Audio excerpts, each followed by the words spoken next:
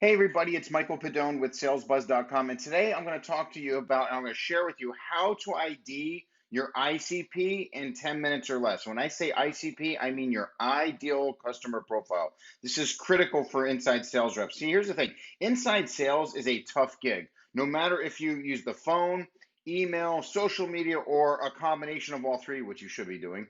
If you target the wrong audience, you will never be successful. Frustration is going to be very high, motivation is going to get very low, and selling won't be any fun at all, not even a little bit. So, I've always been a strong closer, but I despised prospecting until I was fortunate enough to get a sales manager that taught me the real secrets to prospecting.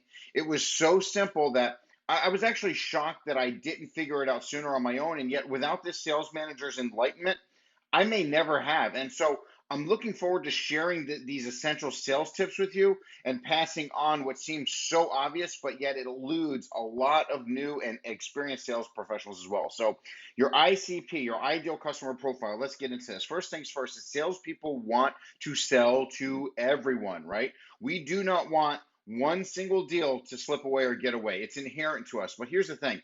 So we go after anybody and everybody. We go wide in our outbound prospecting efforts when instead we should be going narrow and deep. So the reality is this. Every market has a niche, right? Some even have multiple niches. So the key is to know how to pick your zebras out of the herd and build a prospecting list of just your target audience. So, like the top, hedge fund billionaires that are out there who know how to see marks that give them that competitive edge, top inside salespeople know what marks their ideal customer profiles have.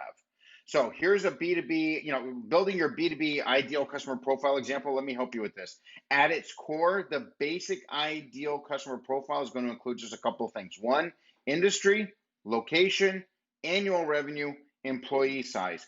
You should know if you have a higher close rate and less stress with companies, let's say with 200 to 500 employees compared to a company with 50 to 200.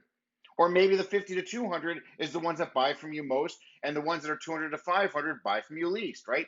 There's going to be a way to find this information. I'm going to show you how. So drilling down and knowing companies with X location, within X location, I should say, with X number of employees within X industries and has an annual revenue within this X range is critical to building an ICP profile so you can create a list of targeted suspects to go after.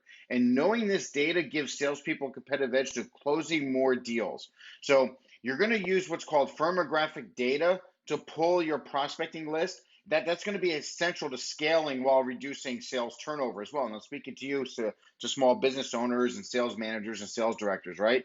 Having this information for your sales team to have them focus in this one area is one way to reduce turnover because they're going to have a higher success rate targeting the right people. Now, you also want to use things called Techno Graphics to build your ICP. Techno Graphics is the profiling of target accounts based on their technology stack. So let me give you an example. If your best clients all use a CRM as an example, right, such as Salesforce, you should look to only find leads that match your firmographic ICP plus your technographic ICP, which would be the tech stack, the Salesforce as an example. Now you're really cooking with gas because you're building a list of that match your firmographics plus their technographics. You're getting super targeted, super focused. Now, how do you get this information? How do you get it quickly? I'm going to show you how to be able to do it within 10 minutes or less here. Okay, so here's the thing: there are several tools out there, data enrichment tools available. I used to use something called Datanyze. I'm a solopreneur, right? So, right, small boutique shop myself. So their pricing changed a little bit, kind of put me out of the box for them. No problem. They're still great people. However, I found another solution that's more in line in my speed. It's just as good. It's called Uplead.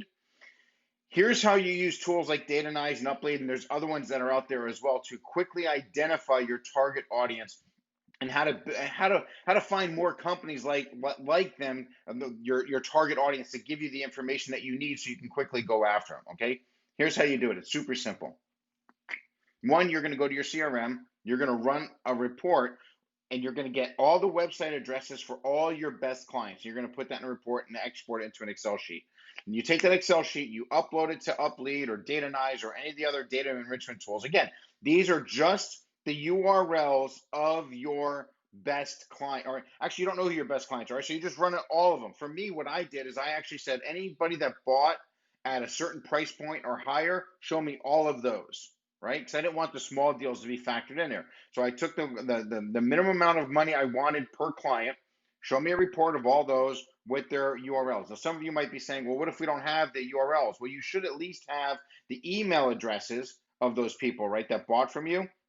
So what you do is you just run an Excel report and you separate the email addresses. Just Google that. It's really easy how you could take an email address and then anything after the @ sign, it'll pop it over to the next column, and now you have all the URLs there, okay? So you make a list in an Excel sheet of all these URLs, you upload it to your data enrichment tool, like I said, Datanyze or Uplead or any other ones, and then you just hit go. And what it's going to do is it's going to go ahead and it's going to grab all the data for those companies. It's going to pre-populate. You're going to find out the annual revenue, employee size, location, industry, right? So you're going to get all this data, and you can even choose to, on these programs, to only show me the companies that have, or actually you could say show me all the techno graphics that are in there, and you get a list of those. And now, once you have the data, read the data. When you get a data enrichment report, sort the data by employee size as an example, and see which group brought in the most deals.